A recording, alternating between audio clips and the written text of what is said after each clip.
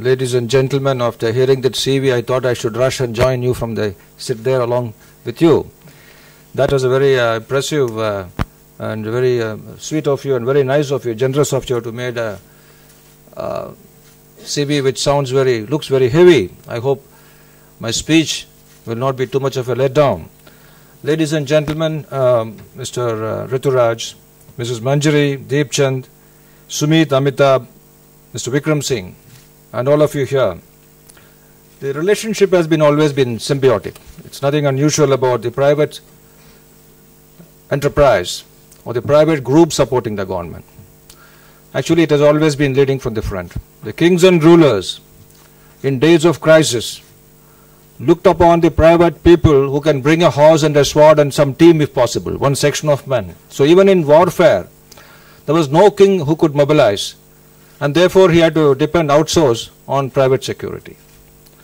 And private security, in a lighter vein, if I may say so, did outsource sometimes to the animals also, animal world. For example, the dogs, the canine has been a very good associate in security. Even pigs were no pushover. And the geese, today, those of you who are familiar with Ballantine whiskey will know that the geese patrol the Ballantine factory in Scotland. And incidentally, an ornithologist has observed what is good for the geese is good for gander, or the other way is not always correct. The geese or the female sentries are more alert. This is what his discovery has been. And now, coming to the role of security, it's a triangle. The absence of guardian, a tempted person, and the presence of a temptation together makes a perfect triangle for crime or failure of security. Now in this, you figure at the top as guardians who are assisting in the overall security. And security is a very essential part of any policing, not necessarily police department. History is replete with instances where the government looks upon the private citizens. For example, the PSIC Comitatus Act in the American Constitution says that anybody can call upon the community to effect the arrest of any person who is violating the law. Now the spirit of this, that a private citizen can enforce law, is exuding from many of the acts and rules. For example, the hue and cry. When there was a crime, the hue and cry concept says that if you shout out, stop the criminal, the rest of the community will have to come to your help and stop that man. Now you had the system of unpaid watchmen, because indigent or not rich societies those days, when the economy was not so great, in our own country, in other places, there was what is called the concept of unpaid watchmen. And when economy grew, when the necessity of a regular systematized policing or security was required, then you had the paid watchmen. You had also, as an extension of the community's relevance and direct responsibility and interest, the concept called community accepting or answering to any crime which happens. For example, in Chanakya's society, also in Chola society, it was accepted that if a crime occurs in a village, the entire community will answer to that, which means in stopping a crime, they have got a commitment to stop the crime. In patrolling, they have got a commitment. In preventing, they have got a commitment. And ensuring investigation, ensuring even prosecution, they have got a commitment. The entire process of law, they are involved. I am just mentioning it by the way. Now, there is a quote from Mao Zedong which says, power flows from the barrel of a gun. But here you got a problem of the Gun Act, 1959 Act, under which you could use some of these guys who are carrying guns now being rendered redundant and no more effective. Therefore, you have a problem. You have a problem of people with the guns who are competent to handle the guns. It is more important not a man working with a gun, but able to work on a gun. The proficient handler of a gun is important, but you have already a problem about which Mrs. Manjari briefed me. So this will take a while for the stand and accept that other private people need to be armed, because this is a very difficult area and Joint Secretary will not be the appropriate authority to handle this. It has to be taken to higher levels. because for you it is a matter of daily existence, survival, in the sense that gun is an essential extension of your security apparatus. Or gun may be mandated under certain contracts or certain acceptance terms that you shall carry a gun so that we feel more secure. It is a perception of the gun which is more important than the actual gun itself. Therefore, we need to analyze what are the kind of violations or thefts which happen because of absence of gun, or because the gun could not be effectively used. And in how many cases was it a black sheep's job, in how many cases it was the gun's absence. Like that analysis will be, intelligent analysis will help you to argue a case strongly. And also the application of, apart from guns, there are a whole spectrum of non-lethal stuff which is acceptable in law. I am not very sure. I have been working with some of you, I have been talking to some of you, I have been dealing with some of you, have discussed with me, but I am not updated on the kind of non-lethal instruments or equipments or weapons which you have had access to under the Indian law. I know that some of you try to use taser, but a weapon like taser has got its plus and minus. Out of 10,000 instances of use of taser, there have been instances of cardiac and other problems according to some people.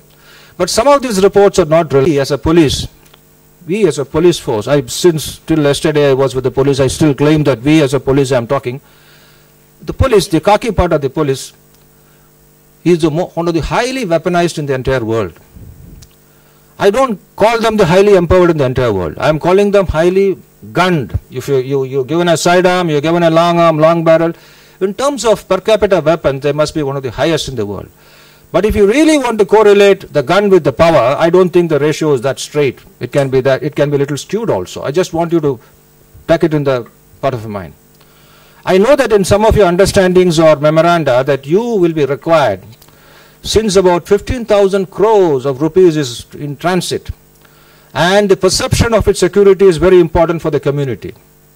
And knowing our legal system, which takes its own time, because there is a problem of the number of judges, number of courts, and so on. We can't lay the blame entirely on the judicial system. The system has need to be a little faster. But knowing all these difficulties, you will be, your insurance people will be, your banks will be asking you certain very specific questions. How strong are you? How invulnerable are you? How secure are you? Are the logical questions they are bound to ask you. And I know that you will be on skating on thin ice in certain areas when you're discussing. So we need to look at some of these points, and especially in protecting our critical assets and infrastructure. We need to have a graded kind of response. Talking about critical security assets, it is not just physical, means a building or a structure, or in flesh and blood like a physical being, or a personality or a person, that is the protectees. But it is a little beyond. Things like information security, about which we will not be discussing in this, I guess, because in 2009, the President of US, Obama, released to the community enormous amount of data, which till then was a preserve of the government. He released this data, and instantaneously, this data was getting commercialized, and for the community's good. When I say commercialized, I mean it in a very, very benign way, not in the pejorative or routine manner. It became so much relevant for the community of the 21st century that this has become a pattern now, that more and more data will have to be released. On the negative side, on the lighter side, you may also say that certain kind of a data which Snowdown or somebody released to you, saying that the government, in spite of releasing so much good data for the community, was speaking into your private life. That is the other side of the story. But I am focusing on this side, that the release of the data was a very, very benign. Even GPS. Today GPS has become a common word, as if tweeting or your WhatsApp or your SMS, GPS has become a common thing. It's become like your personal part of your DNA. Today's existence, everyday's living. But where did this GPS start? GPS also started once the private world got into it, once the government said, okay, let not only the military control this, let this be released. So what I am trying to get at is, there is a bit of a give and take. When I say a bit, it starts as a bit in the beginning. that it builds a momentum, a velocity which is immeasurable, which is unstoppable. And the benefit for the public is going to be great. Significantly, you refer to this homeland security. In homeland security, what is the essence of homeland security?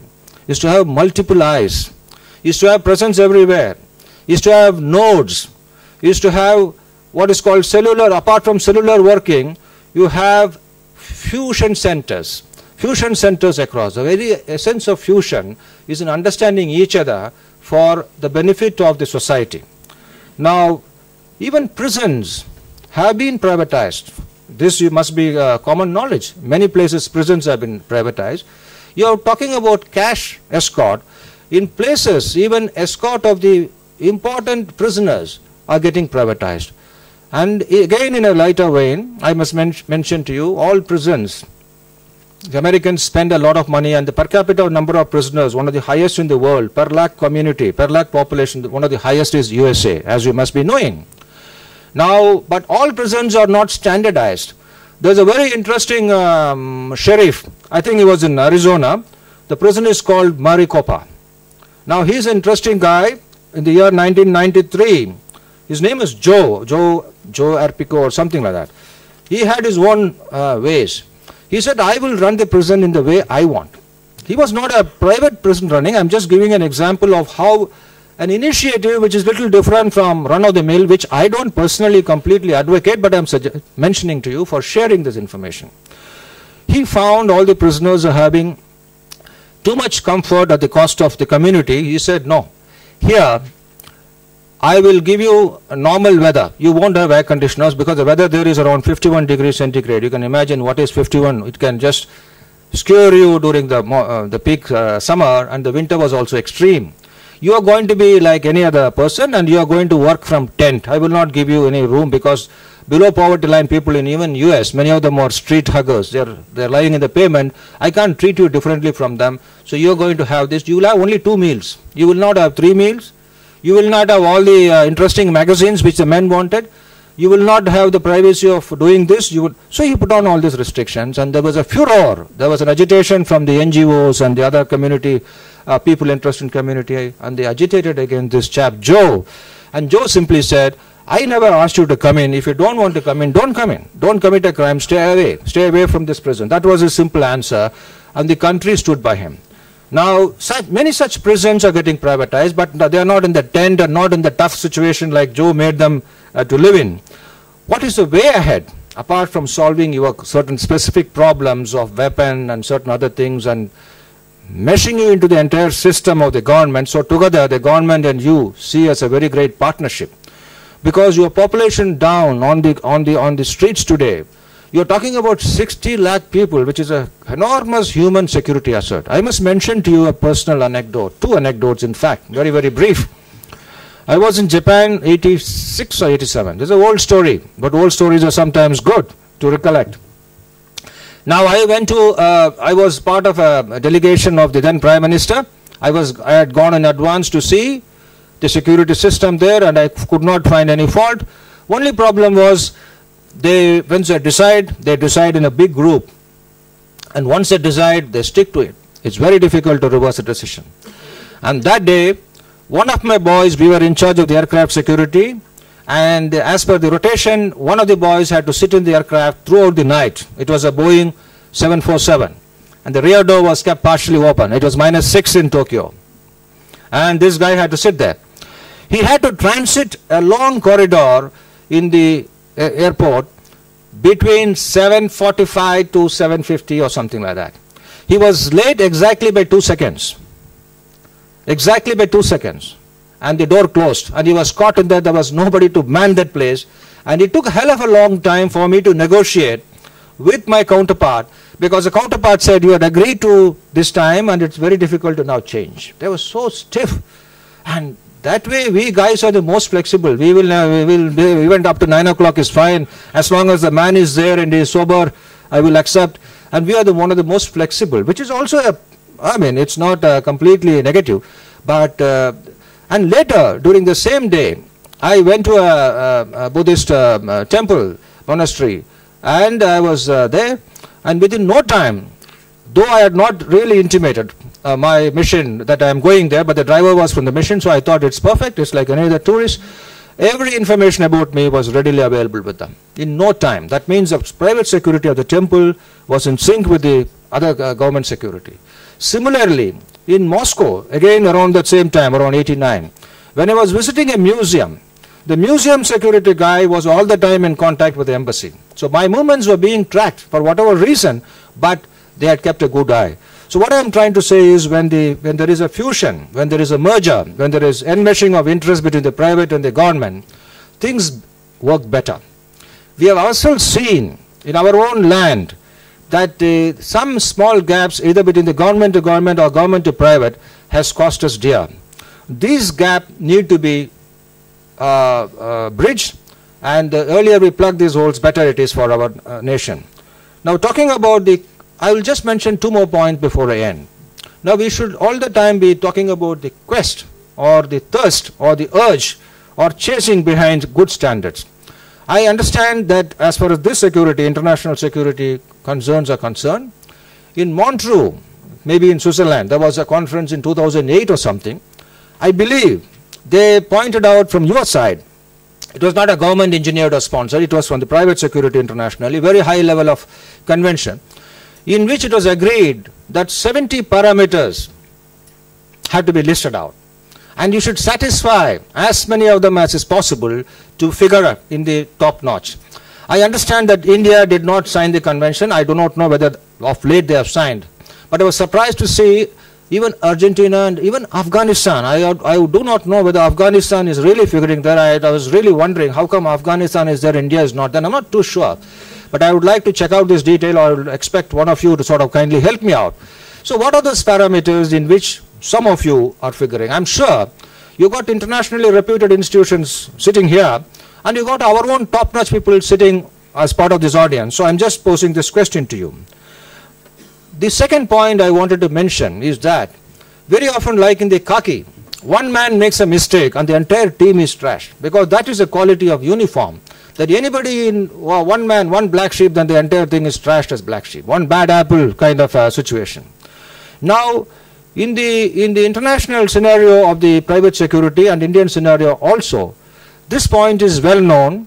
I don't belong to the group which will try to trash everybody. I belong to the group which says that individual black sheep, remove him and slaughter him if you want, put him on the line and let him go through the process, but don't say that the entire community is bad. Now we are talking about standards first. Second point I am talking about is non-compliance of standards, the black sheep, the treatment of black sheep. We are able to isolate these standards. You must be having your own studies in how many cases, because of connivance, because of complicity, because of insider kind of collusion, what mistakes happen. And here the problem of verifying who is this man you are recruiting becomes the quintessential point. This is where both we and you sometimes go wrong. You are not able to certify, testify, or give a testimonial and say, vouchsafe, say that this guy is clean and good. Of course, human mind is one of the most unpredictable ones. If you believe in Desmond Morris and a whole lot of people who have studied, the human animal is the worst animal because it's unpredictable. That apart, by and large you can make out whether this guy is basically, you can be graded as good, bad or ugly.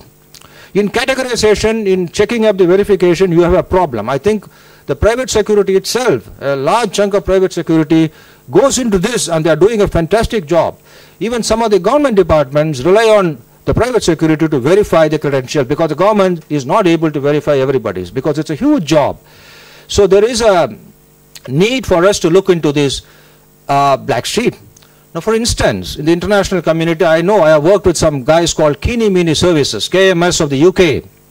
If you heard of Kini Mini Services, most of them were ex-SAS, Special Air Services, which is one of the fantastic and one of the most elite international special forces. Now the Kini Mini Services people rendered tremendous job, and even then, in one or two cases there were allegations. But Kini Mini Services never lost its charm, never lost its glory, because these were all one or two bad apples. But later the Blackwater, about which you must have heard, you know that what kind of furor, what kind of international noise was raised once somebody made a mistake. It is not as if they were not professionally sound. They were all excellent. But the ethics part of it was questioned. I do not want to cite, there were quite a few instances in Afghanistan and in Iraq when these kinds of instances were amplified, and because of the media, and media does bring certain good and bad things to light, and this got an international focus. As a result, even the reputation of the company a little bit suffered. I'll sum up by saying the last point.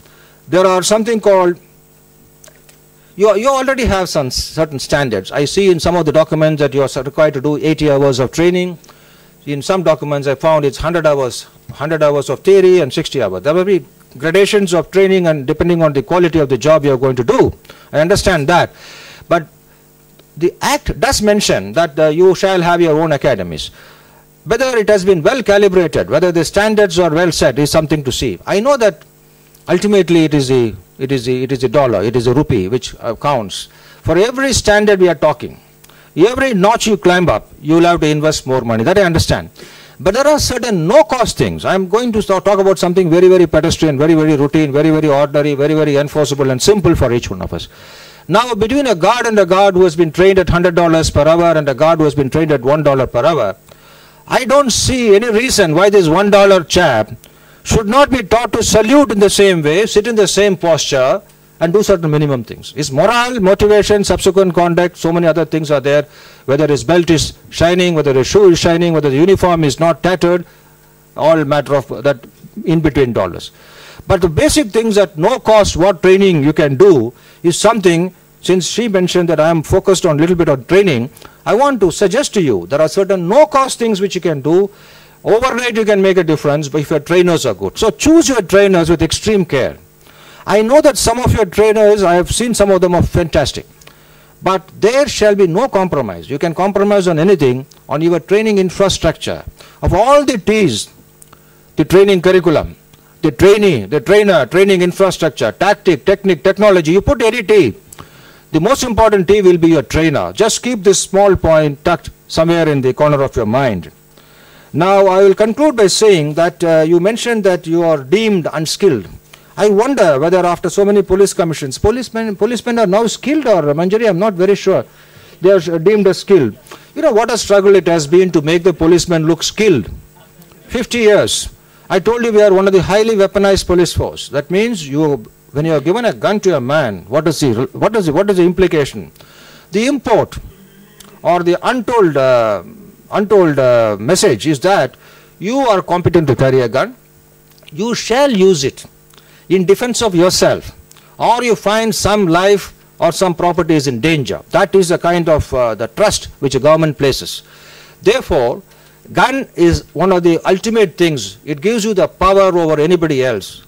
Not only the minds of everyone else, number one, on the bodies of everyone else who you may deem as a potential threat. Now in deeming, you must have the power to apply your discretion.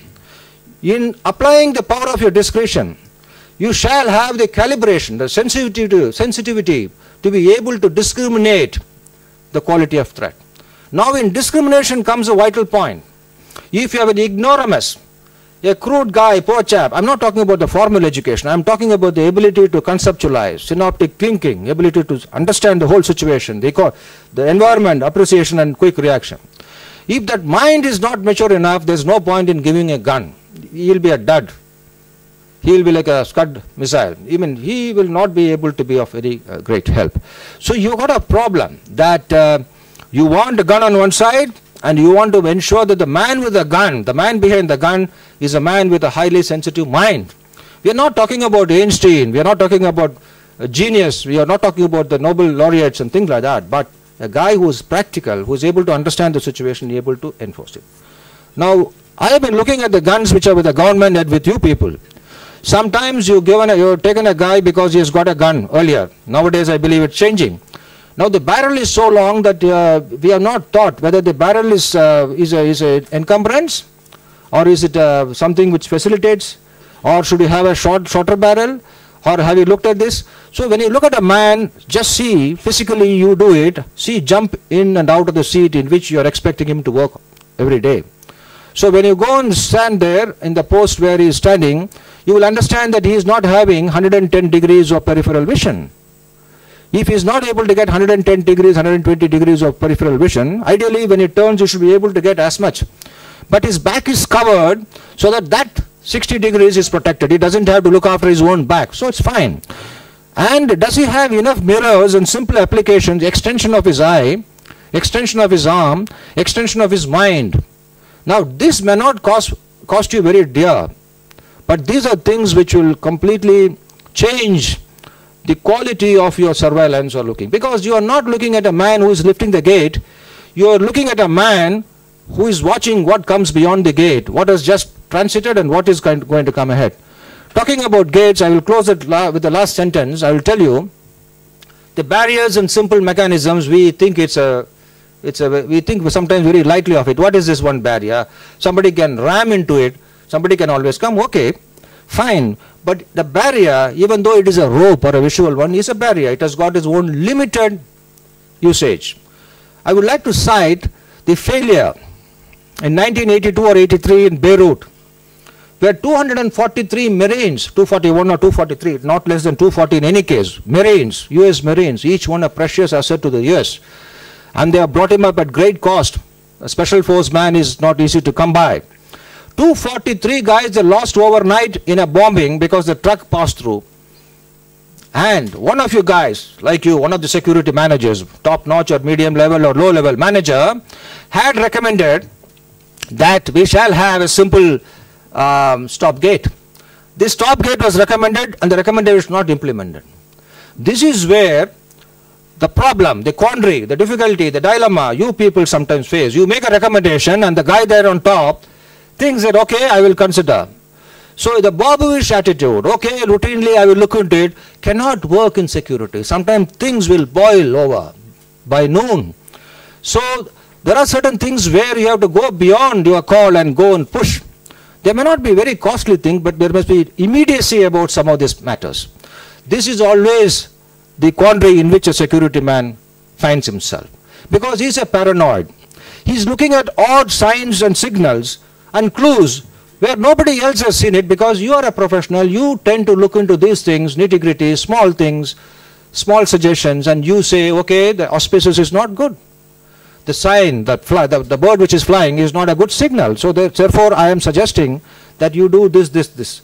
For this, more professional we are as a body, as an individual, and more professional trainers we are below, more culture and ethics we bring in. Ethos and ethics both are significant. We will be able to draw the attention of the top man who ultimately releases the purse strings rather. So I will conclude by saying that I have taken note of what Mrs. Manjari has said, that I will try my best to take forward your arguments and suggestions with the Home Ministry in whatever capacity I am. I quite appreciate that of the private security with the government is going to be of enormous benefit. It has been already, and in the days to come it is going to make a significant difference in our national security. Thank you all very much for calling me over today and your patience. Thank you. Have a nice day.